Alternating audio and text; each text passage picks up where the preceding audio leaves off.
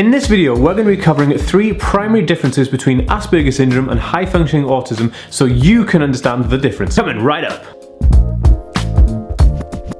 Hey guys, and welcome back to the Aspie world. I'm Dan. I've got Asperger syndrome, OCD, ADHD, and dyslexia. I make weekly videos on autism and Asperger, so consider subscribing to see more of these videos. So we're going to look at the primary differences between Asperger syndrome and high-functioning autism and what the future may hold for a diagnosis of these conditions. A big hello and happy holidays to everybody. It's Christmas time, as you can tell with the tree behind me, and I've got all my Christmas shopping done. I haven't done any wrapping at all, which is crazy because like normally I'm so organized, but I haven't done any wrapping. But I feel like this year has been super rushed with my book and my merchandise. Way, be creative. Links in the description below. The link for my book is also below. Let me know how you guys are getting on with your Christmas shopping and Christmas wrapping. I'd love to know how you're getting on because I'm terrible at wrapping presents. I don't know if you guys have this issue as well. So we're gonna read out a comment from one of you guys, and this comment is from The Joker, and they said, "We got so much snow where I live, East Midlands, UK. My sister even made a snowman." Dude, that is so sick. I've always wanted to build another snowman. I haven't built a snowman in the snow since I was about 15 or 16, so that's quite a while ago, and I really miss the snow. It's just raining here all the time. It does snow, but then the rain washes all the snow away. Hopefully everyone's not freezing their butts off in this cold weather. If you'd like me to read out your comment, please make sure you hit that bell icon on desktop and mobile because I'll be picking from the first 30 commenters to read one of those out at the beginning of every single video. On with the video. So, Asperger syndrome and high-functioning autism. Probably one of the most requested videos I've had in a long time.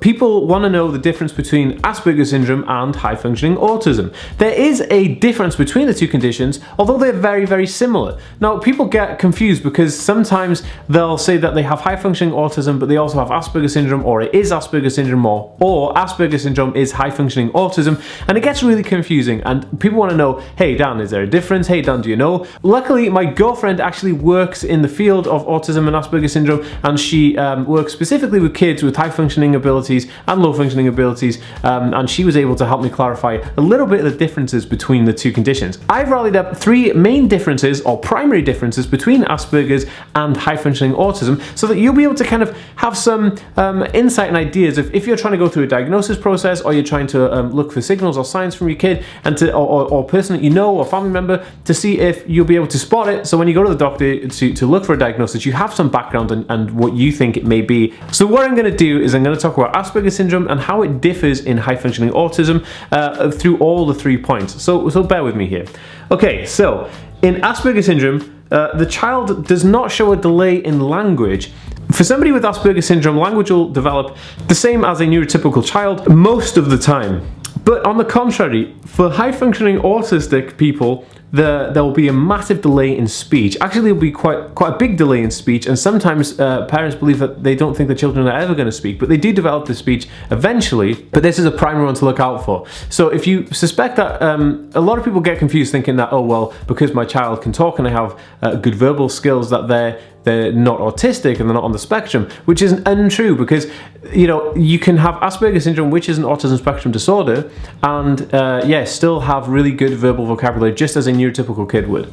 Okay, so on to point number 2. For Asperger syndrome, there will be no delay in cognitive abilities like mathematics or music, and actually in Asperger syndrome, people excel in maths and music because the part of the brain that controls both maths and music is the same part of the brain. That is sometimes excelled in people with Asperger syndrome, and there's no delay there. They actually sometimes pick it up really early, and there's the opposite of a delay. You know, they're super quick to pick up on maths, numbers, you know, numerology, that kind of stuff. With high-functioning autism, there'll be a delay in these cognitive behaviors like mathematics and stuff. You'll see there will be a delay in this cognitive behavior or development for like mathematics or music or anything cognitive related, especially in school and education. You will see quite a big delay normally in children with high-functioning autism. Okay, point number 3. People with Asperger syndrome have usually above average and quite high IQ, which means that they excel in areas like maths and science and creative arts and music and things like that,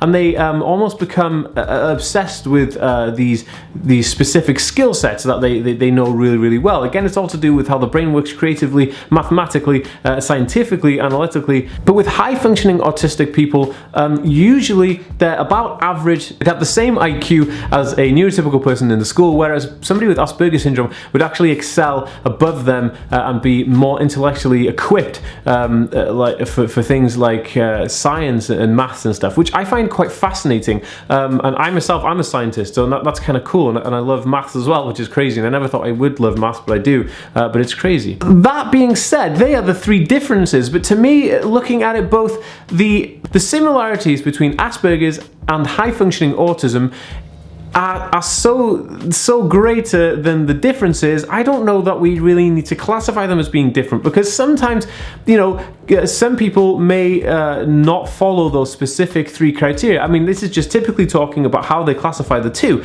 This is from a diagnostic process of the DSM-5.